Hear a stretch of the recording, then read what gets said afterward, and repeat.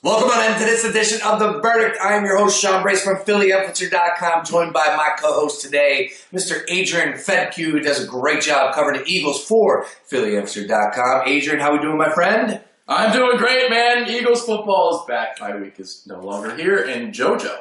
Yes. Looking sweet like a Shirley Temple. Oh, look at you. Yeah, we have a number of things we're going to get into, including Joel Embiid making his debut for the 76ers. The long-awaited debut last night in the preseason game. Looked sharp, so we got that. We got Ben Simmons. We got storylines in the NFL. A lot of good things that we're going to get into in this edition of The Verdict. But we kick things off with important news for the Philadelphia Eagles. That's right, they take on the Detroit Lions this week and get back. But they got Zach Ertz back. Yes, they did. Zach Ertz, an important weapon, a guy that we've been looking at since Chip Kelly drafted him, that we want him to take that next step. It seems that he puts up numbers at the end of the season. But now this year, looks like he's Carson Wentz's go-to guy. Had a nice debut against the Cleveland Browns in Week 1. It's good to have him back. What are we looking at for the Eagles offense with the return of Zach Ertz? Well, we're finally going to see the 3 tight end sets, the 13 personnel packages. Trey Burton, Zach Ertz, Brett Selleck, all in this field at the same time. And the thing that's really going to help the Eagles here, third down conversion. Oh, boy. Right now, they're 12 of 40.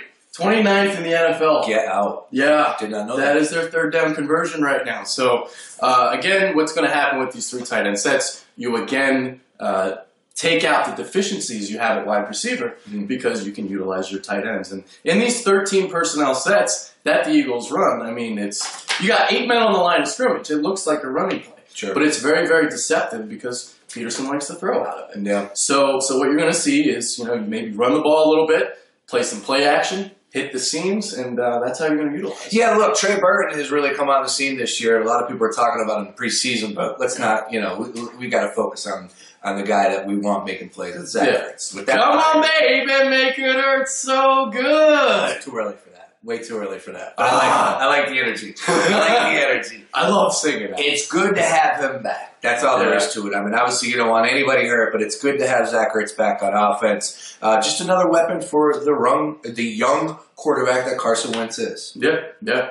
All right, Sean. So let's move on to the next topic. Obviously, Eagles back in action. That's already been talked about. Sure. But last week, the rest of the NFC East, they did play. Dallas comeback win against San Francisco. Giants lose on Monday night against the Vikings, and the Redskins squeak past the Cleveland Browns. Ugly game. Yeah. So besides the Eagles, who is the favorite in the NFC East? Well, I think the Eagles are definitely the favorite, like you said. Yeah, I worded that wrong. But, yeah, that's all right. You look at the 3 teams left. I mean, that's what goes through my mind, and I'm sorry to give you the old cliche answer, but it's the NFC East. With the Washington Redskins, I had no faith in them this year. I have no faith in Kirk Cousins. And they started off 0-2.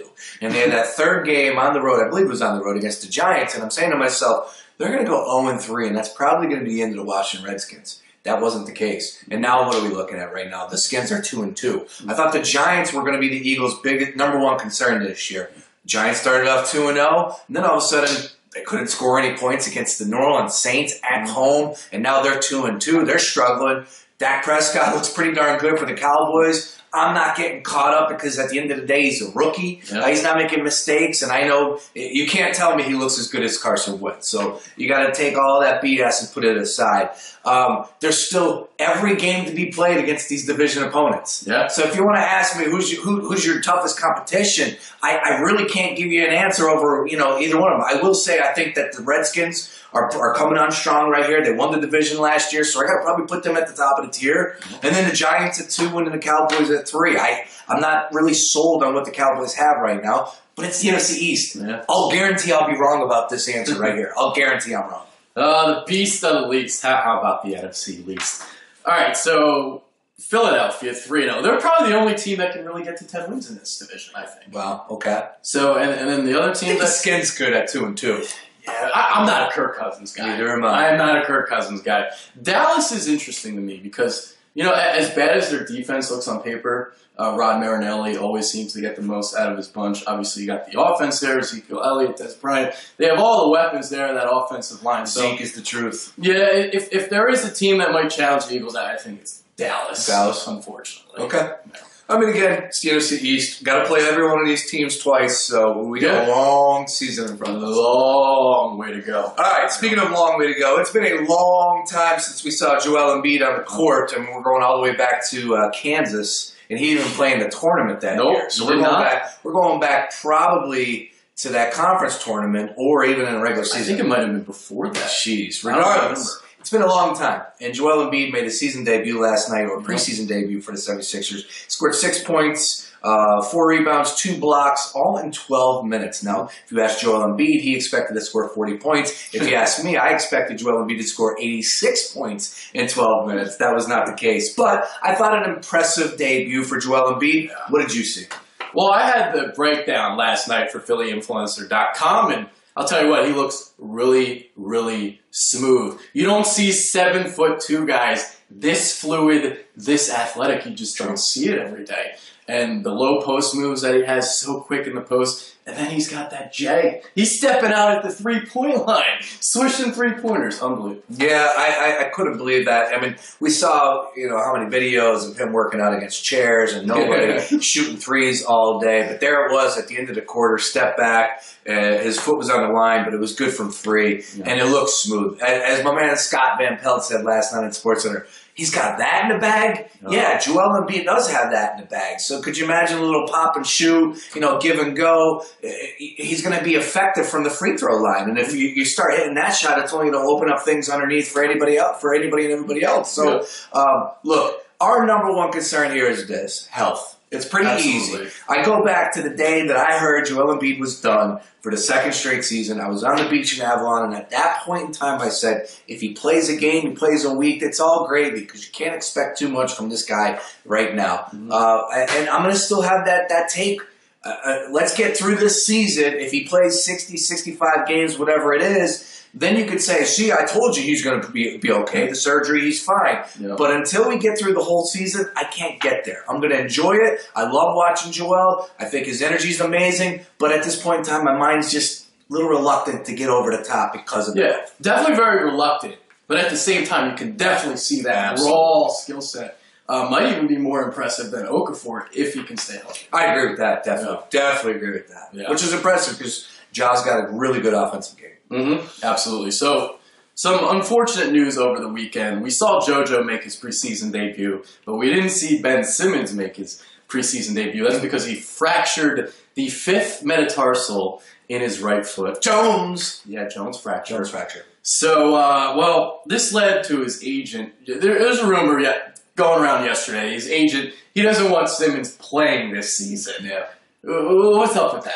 Yeah, see, look, I know we're starved for stories, and we'll take anything that we can get. And this came from and I respect Bob Cooney. I think Bob Cooney does an amazing job covering the 76ers for our city.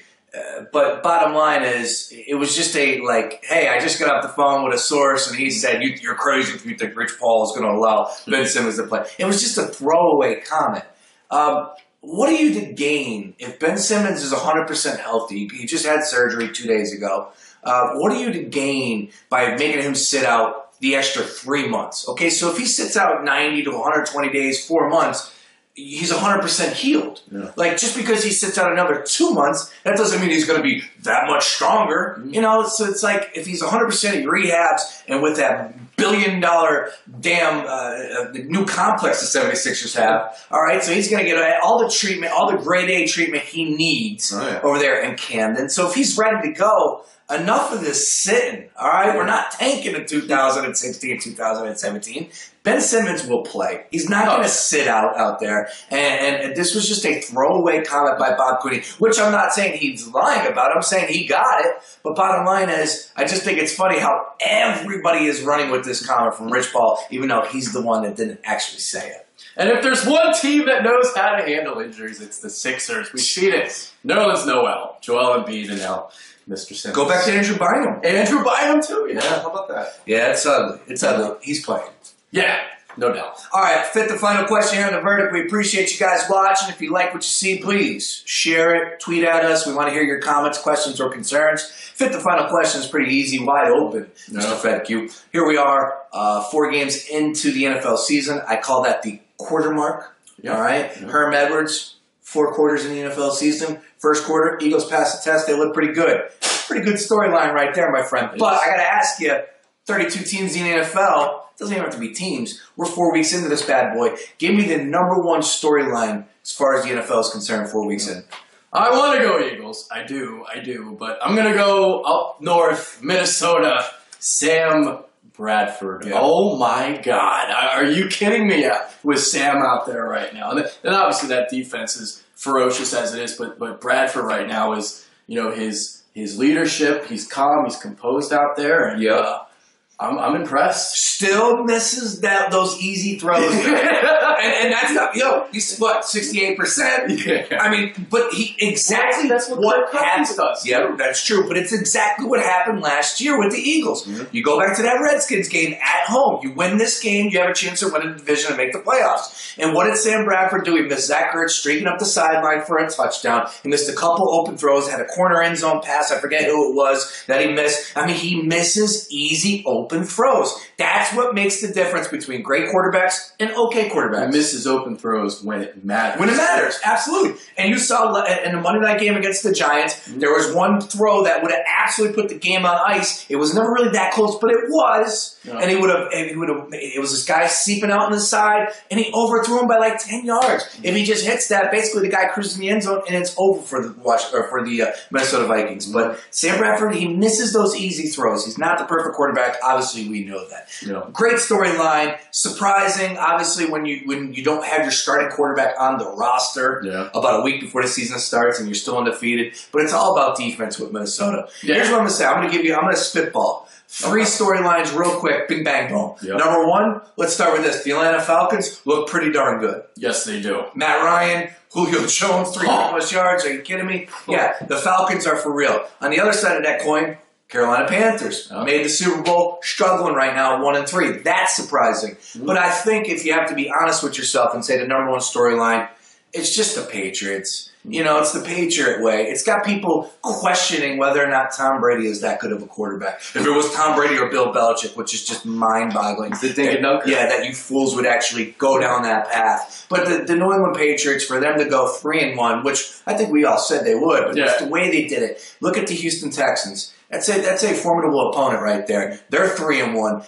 And the Patriots embarrassed them with a third-string quarterback. They shut them out. That tells you all you need to know right there. So as far as I'm concerned, #1 storyline is either the Vikes or the Patriots. Pretty easy. Yeah, I'm with you on the Patriots. The one thing I will say about the Falcons, they did start 5-0 last year. They did start hot last year. They beat the Giants. They started 5-0 last year. I'm pretty sure they did, yeah. Jeez. And then they crumbled. Yeah. Well, we'll see. Long way to go, obviously. Eagles have the Lions this weekend, so we'll be locked and loaded on that. Make sure you catch me, Fox 29, immediately after the game. I'll be on the post game, so go ahead and check that out. Make sure you check out PhillyOpster.com for anything and everything. Adrian Fedke does an amazing job. I said he covers the Eagles, but go check out his Joel Embiid post from last night as well. Unbelievable coverage across the board from Mr. Fedke. Great stuff as always. Wow. Thank you very much to everybody out there watching. If you enjoyed what you saw, please share it, comment, tweet about it. Let everybody know what we're doing over here on The Verdict.